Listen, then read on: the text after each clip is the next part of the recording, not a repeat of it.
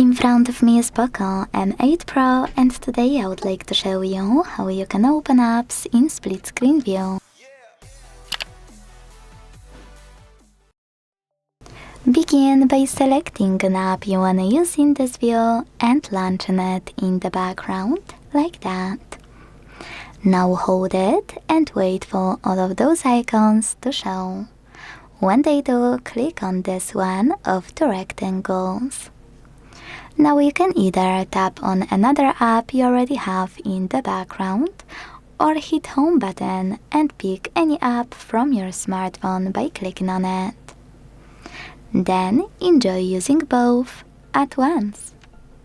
If you wanna go back from this view, you can either go back into background apps and swipe it, or you can also hold this line in the middle.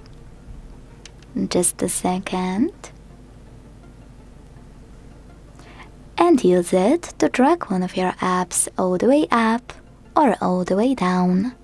To close the remaining app, hit home button. Thanks so much for watching. If you enjoyed this video, leave a like, comment and subscribe. Bye!